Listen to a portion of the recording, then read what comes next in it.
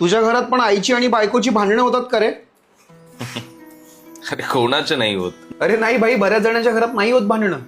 चांगलंय हे, पण आपल्याला काय, आपण मस्त टेन्शन फ्री आयुष्य काढायचं. एक्झॅक्टली. बायको आणि आईला काय भांडायचं ते भांडू दे, नवऱ्याच्या आयुष्यावरती काय फरक नाही पडला पाहिजे. आता बघ ना, कालच माझ्या घरामध्ये भांडणं झाली. आई बायकोला ओरडली, त्याचा राग आला बायकोला. बरं, बायकोचं म्हणणं आहे की तिने मला सांगितल्यानंतर तू आता आईला काहीतरी म्हण. अगं आई आहे ती, मलाही ओरडते. तर परत त्या गोष्टीवरून रुसून बसली. आता ती आईला उलट बोलण्यासाठी यांना प्लॅनिंग करते. एवढं सगळं सुरू आहे घरात. दिसतंय काही चेहऱ्यावर? करेक्ट आहे, गेंड्याची कातडी. माझी आई मला म्हणाली की बायकोला ह्या सणाला माहेरी पाठवू नको. मी म्हटलं की का? तर आई म्हणते की नातेवाईकांना कळलं पाहिजे की ती आपल्या किती धाकात आहे ते. आता त्या स्वार्थी नातेवाईकांसाठी मी माझ्या बायकोचं मन दुखवू? मी म्हणालो आईला मी नाही करणार असं. तर आईने बोलणंच टाकलंय माझ्यासोबत. बोलतच नाही. पण फरक पडतोय माझ्यावरती? काहीच नाही. अरे आपल्याला या घरातल्या भांडणांचा फरकच पडत नाही, म्हणून आपण आपली सगळी कर्तव्य पूर्ण करतो.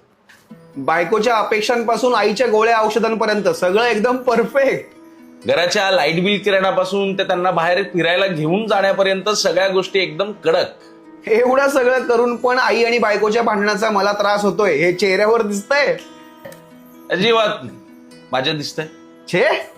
अरे मर्द को कभी दर्द नहीं होता.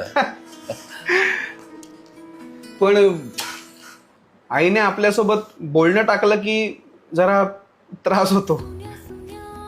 बायकोला जेव्हा आईला उलट बोलताना बघतो तेव्हा त्रास होतो. रात्री अरे जेवणाच्या ताटावरतीच भांडणं होतात. एक पुरुष म्हणून मी ती भांडणं दोघींची मिटवू शकत नाही. या गोष्टीचा त्रास होतो. थकून घरी गेल्यानंतर जेव्हा बायको रुसलेली दिसते ना, तेव्हा एक नवरा म्हणून हरल्यासारखं वाटतं, तेव्हा त्रास होतो. पण पुरुषाला फरक नाही पडत मित्रा. हे सगळं करण्यासाठीच आपण जन्माला आलोय.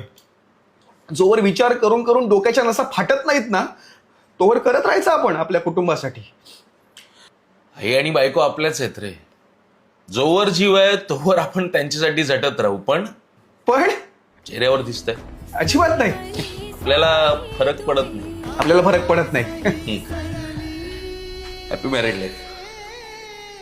Happy married life.